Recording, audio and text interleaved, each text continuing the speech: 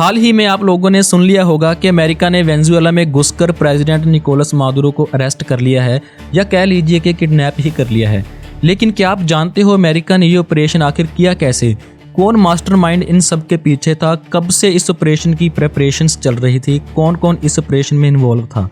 आज हम इन सभी हिडन फैक्टर्स पे बात करेंगे, इसलिए वीडियो को लास्ट तक देखना और हमारे चैनल को सब्सक्राइब जरूर करना। कहानी शुरू होती है 1950 में, जब वेनेजुएला के हाथ लगा ब्लैक गोल्ड यानी कि क्रूड ऑयल। दुनिया में सेकंड वर्ल्ड वॉर खत्म होने वाली थी, तो पूरी दुनिया आर्थिक तंगी से गुजर रही थी। उसी दौर में वेनेजुएला के हाथ लगा ब्लैक गोल्ड यानी कि कच्चा तेल, और वो भी इतना कि सारी दुनिया से ज्यादा, इवन सऊदी अरब से भी कई ज्यादा। तो सरकार ने तेल निकालना और बेचना शुरू किया। वेनेजुएला में अमीरी बढ़ने लगी और वेनेजुएला की सड़कों पर लग्जरी गाड़ियां दौड़ने लगी। अब सवाल ये है कि अमेरिका ने वेनेजुएला के प्रेसिडेंट को अरेस्ट किया और कैसे किया, क्योंकि यहाँ पे असली खेल है क्रूड ऑयल का और गोल्ड माइंस का। सोचिए, अमेरिका ने ऑयल के लिए ईरान जैसे देश में तख्ता पलट कर दिया था, जो कि 4th बिगेस्ट ऑयल रिजर्व था। तो फर्स्ट बिगेस्ट ऑयल रिजर्व को कैसे छोड़ सकते थे? तो ऑब्वियसली अमेरिका ने वेनेजुएला के ऑयल रिसोर्सेज को भी कैप्चर करना चाहा, तो इसलिए उन्होंने निकोलस मादुरो को रास्ते से हटाना चाहा, ये कहकर के निकोलस मादुरो नार्को टेरिटरी चला रहे थे। हालांकि यूएसए में जितनी ड्रग्स और जितना नशा आता है वो मैक्सिको के रास्ते से आता है। अब हम बात करेंगे कि यूएसए ने इतना बड़ा ऑपरेशन किया कैसे, क्योंकि सुनने में ये काम जितना इजी टास्क जैसा लग रहा है उतना था नहीं।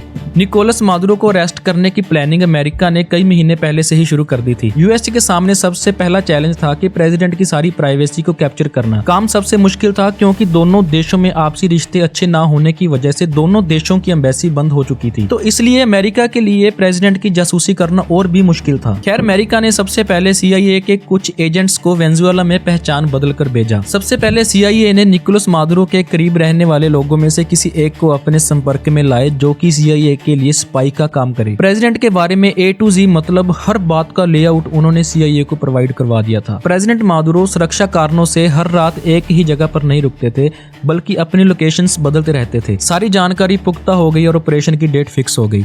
सबसे पहले ऑपरेशन होना था 25 दिसंबर यानी कि क्रिसमस वाले दिन, लेकिन मौसम खराब होने की वजह से अमेरिका ने ये ऑपरेशन डिले कर दिया था। फिर आखिरकार 3 जनवरी को ये कंफर्म हो गया कि प्रेसिडेंट मादुरो कौन सी बिल्डिंग में मौजूद है, तो ट्रंप ने इस ऑपरेशन को ग्रीन सिग्नल दिया। इससे पहले अमेरिकन सोल्जर्स ने उस बिल्डिंग की हूबहू रेप्लिका बनाकर अमेरिका में इसी ऑपरेशन की रिहर्सल की थी, जैसे पहले कुछ हाई प्रोफाइल केसेस में उन्होंने किया था। अब सबसे पहले अमेरिका ने ड्रोन RQ सेंटेनियल को वेनेजुएला में भेजा, जिसने लगभग 50,000 फीट की ऊंचाई से फोटोज कैप्चर की। उसके बाद फाइटर जेट F-35 ने वेनेजुएला के रडार सिस्टम पे फेक सिग्नल भेज के वेनेजुएला के सारे रडार सिस्टम को कंफ्यूज कर दिया। अब यूएसए को बिल्डिंग तो पता लग गई, लेकिन ये कैसे पता चलेगा कि मादुरो इस बिल्डिंग के कौन से कमरे में है? अब इसके लिए यूएस आर्मी ने एक खास डिवाइस को यूज किया, ग्राउंड पेनिट्रेटिंग रडार।